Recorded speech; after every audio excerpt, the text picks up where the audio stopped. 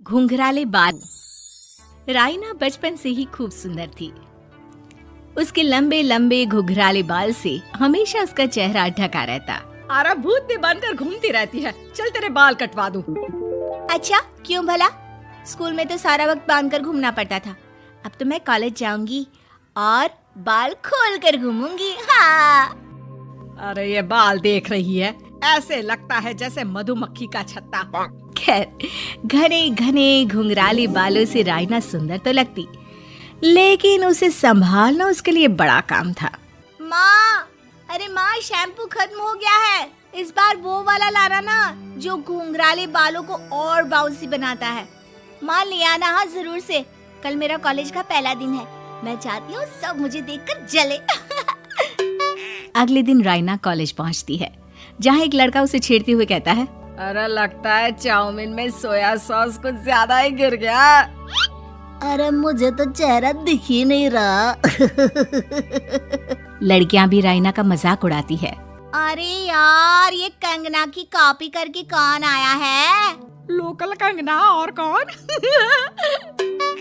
राइना को सभी पर गुस्सा आता है, लेकिन वो कुछ नहीं कहती। स्कूल में तो बाल बंधे ही रहते थे, लेकिन कॉलेज में राइना एक लड़की से कहती है, हाय, मेरा नाम राइना है, मुझे आर्ट्स डिपार्टमेंट में जाना है। कहाँ से है रास्ता? अपने बाल हटा कर देखो, सामने ही बोर्ड लगा है। राइना को कॉलेज में भी दोस्त बनाने में दिक्कत आ रही थी। वो रोते रोते घर आ जाती है। माँ, मैं क्या करूं? आज तो सारा दिन लोगों ने न जाने क्या क्या बोलकर मेरा मजाक ही बना कर रख दिया। माँ प्लीज कुछ करो ना मेरे बालों का। मैंने तो पहले ही कहा था कटा दे, पर तू। अरे कटाने से क्या होगा, उल्टा जो थोड़े बांध कर ये इन्हें समेट सकती है ना, वो भी नहीं कर पाएगी।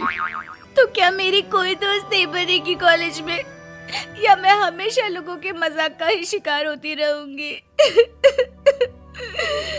राइना जोर जोर से रोने लगती है। तभी उसका छोटा भाई आ जाता है और राइना के बालों के बीच एक पेंसिल छुपा देता है। तभी उसका दोस्त भी पीछे से आ जाता है। अरे ढूंढो ढूंढो, कहाँ है पेंसिल? मैं नहीं बताऊंगा। दोस्त काफी कोशिश करता है, लेकिन उसे पेंसिल नहीं मिलती। वो वहाँ से चला जाता है। थैंक्स दी, आज आपके बालों ने तो मुझे बचा ही लिया। अच्छा, बहुत दिनों के बाद बालों को लेकर कुछ अच्छा सुनने को मिला। मुझे भी पहले लगता था कि मेरे बाल सबसे सुंदर है, लेकिन अब पता चला। अरे क्या पता चला, क्या हो गया? देख, किसी भी चीज के ना दो पहलू होते हैं। या तो तुम बालों से ही लोगों का मन जीतो, या फिर रोती रहो। अब ऐसे घने बाल तो तुम्हें भगवान ने दिए हैं। राइना को पिता की बात समझ में आ जाती है। वो सोच लेती है कि जिन बालों के कारण वो कॉलेज में एक भी दोस्त नहीं बना पा रही है, उन्हीं बालों से वो दोस्तों की लाइन लगवा देगी। अगले दिन कॉलेज में डेस्क में राइना बालों को आगे कर लेती है और लोगों को लगता है कि राइना का चेहरा पीछे है, लेकिन राइना घने घुंघराले बालों को हटाकर हंसने लगती है। देखा मेरे बालों का कमाल, इससे मेरा चेहरा भी नहीं दिखता और मैं चलती क्लास में सो भी सकती हूँ। सभी राइना को देखकर हंसने लगते हैं। क्लास में परीक्षा चल रही होती है, तो राइना अपने बालों में चीटिंग के पेपर छुपा छुपा कर आसपास के बच्चों की मदद भी कर देती है, जिसके बाद से तो राइना क्लास की हीरोइन बन जाती है। वाह राइना, तेरे बाल तो बहुत कमाल के हैं। मैं तो इन्हीं के कारण पास हो गई। और पता है, मैं तो अपने काम का सामान राइना के बालों के बीच में ही फंसा देती हूँ। जैसे जैसे काम होता है वैसे वैसे इस्तेमाल करती हूँ। अब तो क्लास में हर कोई राइना के साथ बैठने की जिद करता। राइना में इसे लेकर घमंड आ जाता है। उसे लगता है कि वही क्लास की सबसे डिमांडिंग लड़की है। फिर एक दिन, मैं इस कॉलेज में नई नई आई हूँ, क्या आप मेरी दोस्त बनेंगी? मैं? ओह सॉरी, मैं इस क्लास की सबसे डिमांडिंग लड़की हूँ। हर कोई मेरे साथ ही रहना चाहता है। एक काम करो ना, वो पीछे की सीट दिख रही है, जाओ जाकर वहीं बैठ जाओ। लड़की को राइना की बात बहुत बुरी लगती है, लेकिन वो करती भी तो क्या, जाकर चुपचाप पीछे की सीट पर बैठ जाती है। तो आज का लेसन सबने याद किया है ना बराबर से? जितनी भी चीटिंग करने वाली लड़कियां थी, वो राइना के पीछे जाकर बैठ जाती है और जोर से चिल्लाती है, जी मैम, सब कुछ याद है, कहीं से भी पूछ लो, हम तो मास्टर हैं मास्टर। क्यों? ये बोलकर वो रायना के कंधे पर हाथ रख देती हैं। रायना भी खुश होती है कि कॉलेज की सबसे स्मार्ट लड़कियों का ग्रुप उसका दोस्त है। पीछे बैठी वो लड़की देखती है कि कैसे मैडम के सवाल लड़कियां रायना के सर को देखकर दे रही है। शाबाश, मुझे खुशी है कि तुम लोग इतनी अच्छी पढ़ाई करने लगी हो। मैं प्रिंसिपल से कहकर तुम लोगों की स्कॉलरशिप की बात करूंगी, जिससे तुम लोगों के माता पिता का पैसा जो फीस में लग रहा है वो बच जाए। सभी लड़कियां खुश हो जाती हैं। टीचर के जाने के बाद एक लड़की कहती है, गर्ल्स, अब हम लोग ना सिर्फ सबसे स्मार्ट बल्कि सबसे इंटेलिजेंट भी हो गए हैं। इसी बात पर आने वाले संडे को मेरे घर पर पार्टी, सबको आना है, ओके?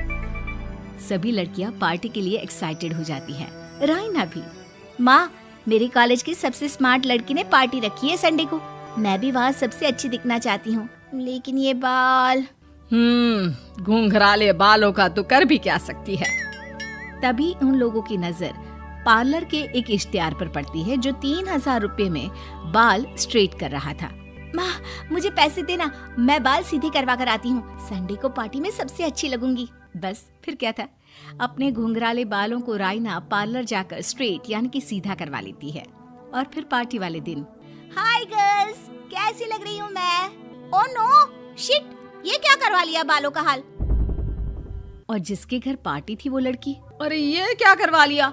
तुम्हें मालूम नहीं है, जिस बालों में चीटिंग रखकर हम लोग टीचर के अगर इम्प्रेशन जमाते थे, उन बालों को तुमने। अरे हमें तो स्कॉलरशिप भी मिलने वाला था, अब तुमने बाल सीधे करवा लिए। अब तुम हम लोगों के लिए किसी काम की नहीं हो। अरे लेकिन हम दोस्त तो है ना, क्या मैं अच्छी नहीं लग रही हूँ? हमें तेरे अच्छे और बुरे लगने की कोई जरूरत नहीं है। हम लोगों को तेरे बालों से फायदा था, अब वो नहीं है तो हम तेरे दोस्त भी नहीं है। जाकर बाल वापस घुंघराले करके आ, तभी तो हम लोगों की दोस्त बन सकती है। रायना रोते रोते घर आती है और माँ को सारी बात बता देती है। माँ, ला पैसे दे, मैं बाजार जाकर बाल ठीक करा के आती हूँ। लेकिन माँ, मुझे ये बाल बहुत अच्छे लग रहे हैं, काश ये बाल मैं पहले ही सीधे करवा लेती। देख बेटा, पैसे तो मैं तुझे दे दूं, लेकिन वैसे बाल करके तू फिर ऐसे दोस्त बनाएगी जो तेरे साथ मतलब के लिए जुड़े हैं। लेकिन इन बालों में तू ऐसे दोस्त बनाएगी जो तेरे साथ जीवन भर का साथ निभाएंगे। रायना को माँ की बात समझ में आ जाती है।